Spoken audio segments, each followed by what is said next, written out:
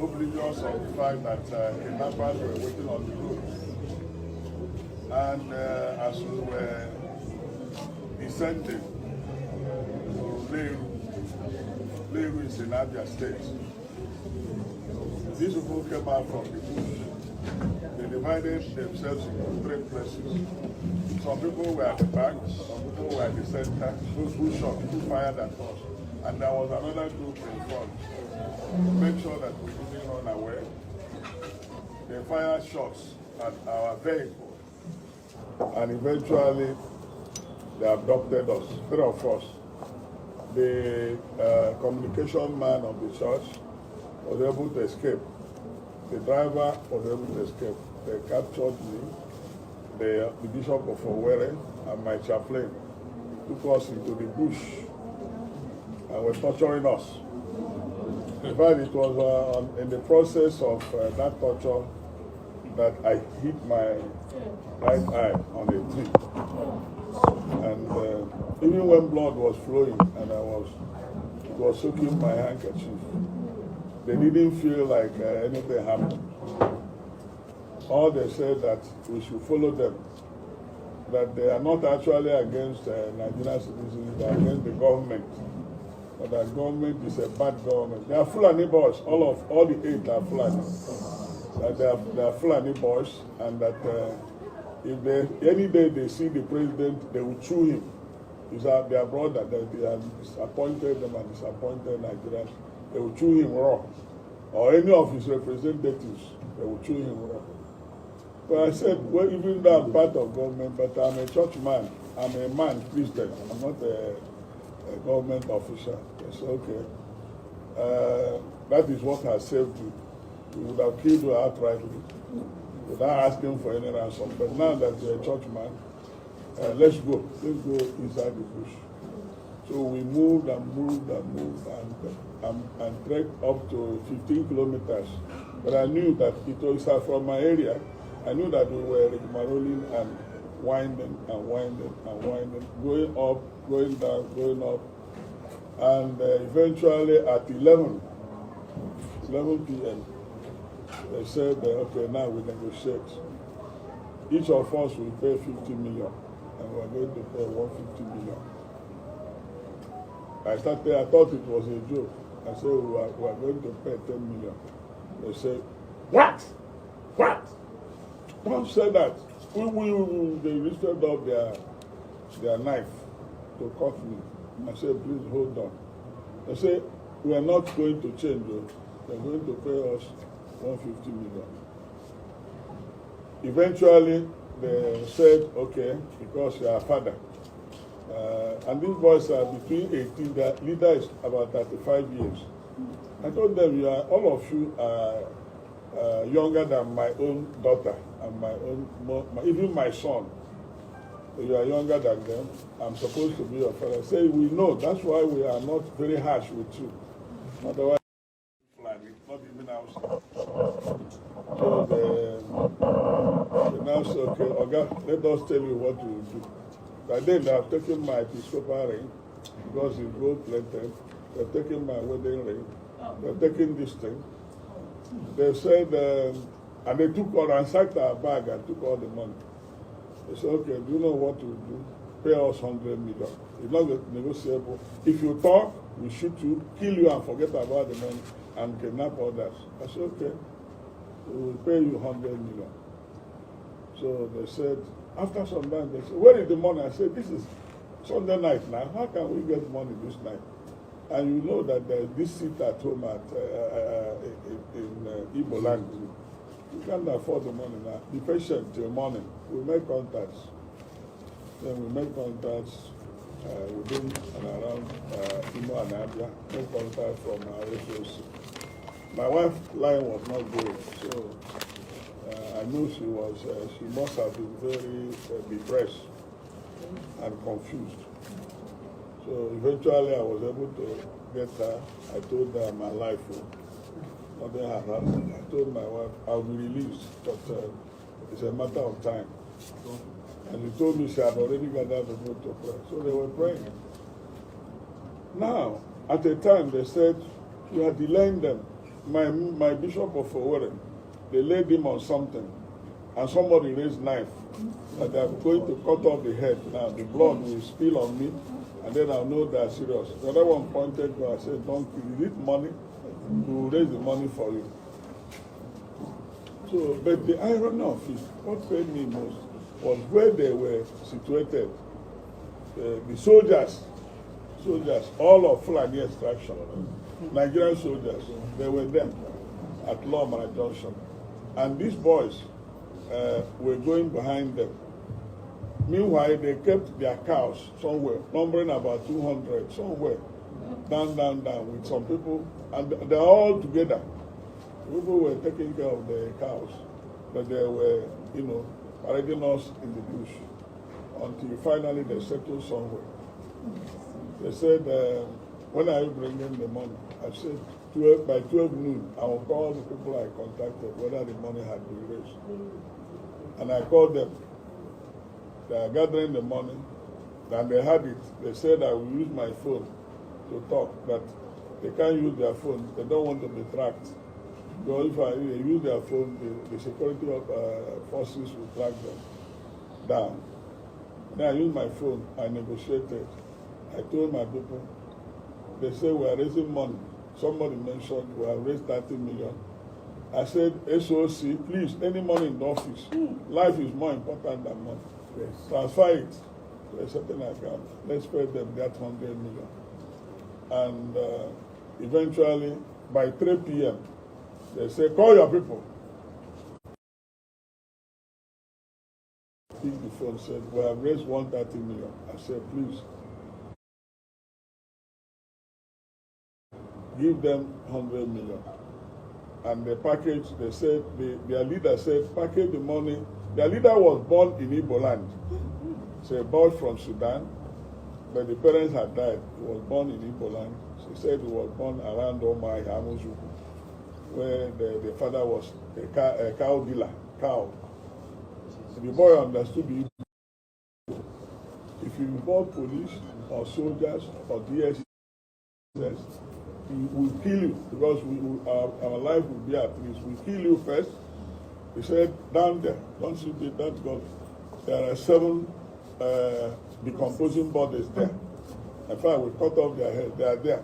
So if you like, but we are receiving the order of killing the human beings. So they said, cooperate. So the man, the anchor man, I told him, what you may do, please, talk to the man. The man said, go and buy 5 Ghana must go. Big ones. Put 20 million into 5. Bring it to somewhere, we'll come and take it. Then he said, that we should be here with 2. 2 of them, one was like this one. They pointed gun at us. They said, if the Oga said shoot, if we disappoint them, or if they count any bundle of the money and it's not up to 10 million, they will kill us. So they will count it 20 million into 5, and then they will tell them to release our phone. They say, Oga, where we don't want to release your phone is, when we don't want to hold your phone, they will use it to track us. So take your phone. Well, we were there. At the time, they said, around 5:30, the youngest boy, who I think is younger brother to their commander, said, Oga, congratulations, you are free. You can go now. We have got our money, you can go. Let me show you the road. They took us to old road where they wrote, welcome to Imo and goodbye from Abia. We share boundary, old road to Isochi. Then they say, you know this road? I said, I don't know. I pretended because it's my village. Ube is my village. I said, I don't know the place. They say, follow this road. You get to somewhere. You will see people there. So I followed the road. We followed the road 3 of us until we saw people. But what pains me most is that these people told us that they are going to bring, after buying enough weapons, they bring all those that have been put in disarray, driven away from Zamfara, Katsina, Zambisa forest, that they are all coming to locate themselves in Igbo land, that there's no security in Igbo land. That they will come there and then they will deal with us. And that the young man was just flippant. Maybe he took some. He said, "Do you know Ibadan? Lagos Expressway? We are in all the bush there. We're everywhere there. We're also in the south. So we are waiting for the slightest signal. We will finish you people and take over this land." So they claim that Nigeria belongs to Fulani. They said that is why we are afraid of. I've been talking about this open grazing and this road. They have a plan. They have a plan. And I accuse the soldiers who are not non-Christians. Some of them are Fulani. They are part of it. Because they are shooting these men. When our people wanted to comb the bush, the soldiers said, "If you move a step, we'll finish you. Don't go there." So they know where the boys are. They know the location. And what they do is in the daytime, they use their cow to confuse people. Then after some time, the cows will go to rest and they take their gun and do the operation of kidnapping. Government should act decisively. They should act decisively. Otherwise, what is happening in the northern part of the country will be a child's play. So what will happen here? So government should sit up, because the primary purpose of government is to secure life and property. Any government that has failed in that has failed woefully. And Nigeria is on a reverse gear. We are nosediving. We are nosediving. We don't have security. All the bush we went around, no soldier, no police, nothing. The people, were having a field day. And where they release those was, if they kidnap people along the Ishukwata, they will parade them round, and then when they pay ransom, they are released from that particular spot. Those they arrest, they kidnap along the expressway, Lord Panther, they bring them. Eventually, they bring them there to collect ransom. Those they kidnap along anywhere in the south, around the southeast. So they know that they are there. And I gave that. When I said to the organ, "How do you collect this money?" He said, "Don't worry. Once we are through with you, we will invite motorcyclists. They will come and there will be a truck. A truck will come to put the money in the truck." And the people who paid them said that was exactly what happened. Immediately they came out from the bush. They told them they were monitoring whether there is police armed. They said, "Go up. Okay, come back, come this way. And then eventually they stopped. A truck came without number. So the boys will carry one Ghana must go, put in the truck until they took the 100,000. After they have counted 100 million, they said, "Okay, you can go." So that's how we came back. So the people have been saying, even some people, I don't know what they wanted to achieve, that I said. Where did they see me to say that it was IPOP that released me? How did they see me? Where did I say IPOP? I didn't say IPOP. So I don't know, they were trying to bring in political and religious coloration. So what I know was that, in fact, when they were talking about kidnapping, I didn't know what it meant. For over 12, 13, 14, 15 hours, no food, nothing to drink, nothing to eat. And I was lying on the ground inside the bush, along with other people. If you want to urinate, you raise your hand. Sir, can I urinate? Okay, go there. Commandment, go there. If you want to go to toilet, you raise your hand. Yes, okay, go there. Don't come near. Go there. They will send you 2 people to guard you. You come back. So that's the Nigeria we are in. It's unfortunate. This is what exactly happened. And all the efforts that were made was by my church. Do you understand? Yes. Every effort made was by Methodist Church, Nigeria. Not police, not army, not government. No.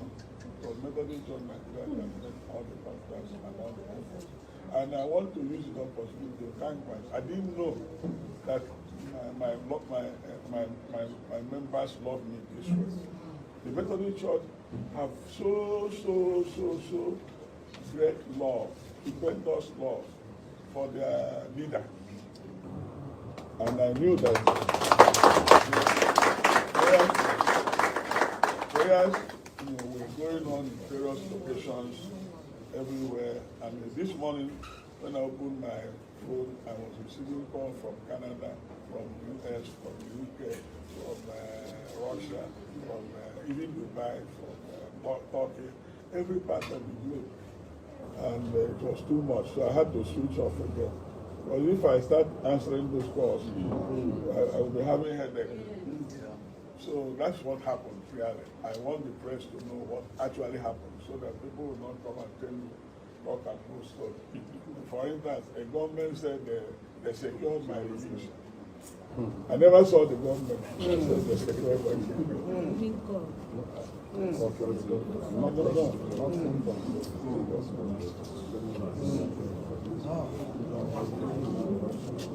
Yes, press, do you want to know anything about Nigeria? You use this one stone to kill people. Are we okay? Anybody from the press? Somebody is here. Mama? No? Mama.